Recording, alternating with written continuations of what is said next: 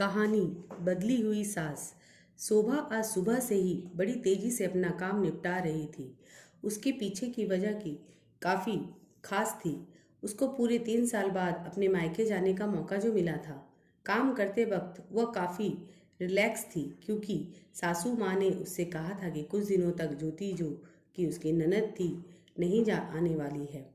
उसकी यह एक ननद 100 के बराबर थी। शोभा शादी करके जब घर आई थी तब ज्योति को अपनी बड़ी बहन की तरह प्यार करती थी क्योंकि उसे खुद की कोई बहन नहीं थी। लेकिन कुछ ही हफ्तों में ही उसे यह पता चल गया था कि उसकी ननद किसी जेलर से कम नहीं है। हालांकि ज्योति का ब्याह हो चुका था, लेकिन उसे अपने ससुराल वालों की किसी भी प्रकार की चिंता नहीं थी। उसे जब भी करता था वो अपने मायके चली आती और मायके वालों पर अपना हुक्म चलाती, खासकर अपनी भाभी पर। वह वही डिसाइड करती थी वहाँ पर क्या खाना पकेगा, कोई घूमने जाएगा कि नहीं, या जाएगा तो कहाँ जाएगा। ज्योति ही थी जो हर बार शोभा को किसी न किसी बहाने से अपने मायके जाने से रोक लेती थी। लेकिन आज का दिन कुछ अलग था क्योंकि माँ के कहने पर शोभा के पति ने उसके मायके जाने का इंतज़ाम कर दिया था। ट्रेन की भी टिकट बुक हो चुकी थी। सारा काम खत्म करने के बाद शोभा अपने पति के साथ अपना सामान लेकर घर के बाहर निकले ही थे कि सामने से ज्योति आती हुई दिखाई दी। ज्योति जिसके मुंह पर बड़ी सी स्माइल और आंखों में चमक थी, वहीं दूसरी तरफ शोभा की आंखों में उसको देखकर पानी आ गया था जो बस आंसू के रूप में छलकना बाकी था। भैया भाभी के पास आकर ज्योति ने कहा, क्यों भैया, कहाँ चले? अपनी पत्नी के साथ सैर सपाटा करने के लिए? अपनी बहन को भूल गए क्या? सागर ने कहा, कहीं सैर सपाटा करने नहीं, तुम्हारी भाभी को मायके छोड़ने जा रहा हूँ। अच्छा, मैं आई और भाभी जाएगी? क्या आपकी पत्नी को मेरा आना पसंद नहीं? ज्योति ने भाई भाभी को टोंट मारते हुए कहा। मन में उदासी और आंखों में नमी लिए शोभा पलटकर घर के अंदर जाने लगी क्योंकि उसने मान लिया था कि इस बार भी ज्योति की वजह से उसके मायके जाना कैंसिल हो जाएगा। लेकिन तभी सामने से उसकी सास आई और बोली, तुम दोनों अभी तक रेलवे स्टेशन नहीं गए? क्या गाड़ी के पीछे दौड़ते हुए जाओगे? ज्योति बीच में टपकते हुए बोली, यह क्या कह रही हो माँ? मैं आई हूँ और आप भाभी को मायके भेज रही हो? क्या अब आपको मैं इतनी खटकने लगी हूँ? माँ ने ज्योति को डांटते हुए कहा, तेरा क्या है बेटा, तेरे लिए ये मायका थोड़ी ही है। यह तो तेरे लिए एक प्रवास स्थल है जहाँ तू जब भी चाहे, जब अपने ससुराल में बोरियत महसूस करे, आ जाती है।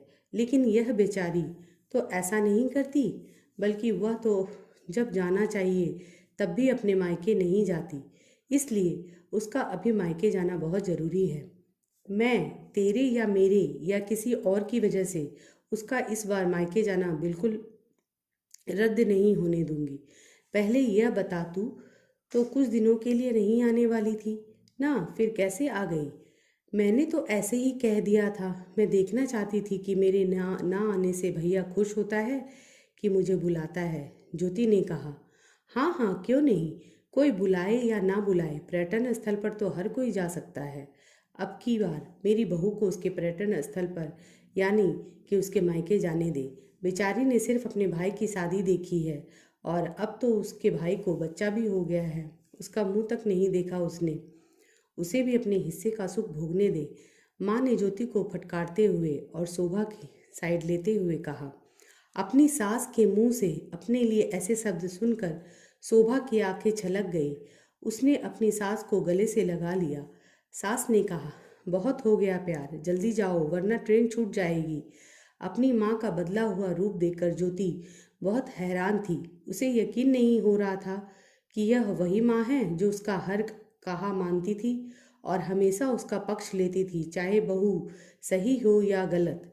वही माँ अपने मन में अपनी उस दोस्त को धन्यवाद दे रही थी जो कुछ दिनों पहले उसके घर आई थी और कुछ दिन रही थी और जाते जाते उसकी आंखें खोल गई थी। सहेली ने उन्हें बताया था कि वह अपनी बेटी का मुंह छोड़ दे, वरना अपने बहू और बेटे के मन में अपनी इज्जत खो देगी। बिना सोचे समझे, बिना अच्छे बुरे का विचार किए हर फैसला सिर्फ अपनी बेटी के हिसाब से लेना सही नहीं है। रेलवे स्टेशन पर ट्रेन के डिब्बे में बैठी शोभा के चेहरे पर एक बहुत प्यारी मुस्कान थी, जिसे देखकर सागर को महसूस हुआ कि वह प्यारी मुस्कान है जिसे उसने 3 सालों से देखी नहीं थी। सच ही तो है, मायका महिलाओं के लिए पर्यटन स्थल ही होता है जहां वह अपने ससुराल की सारी चिंताएं टेंशन भूलकर कुछ दिन आराम से रह सकती है। धन्यवाद।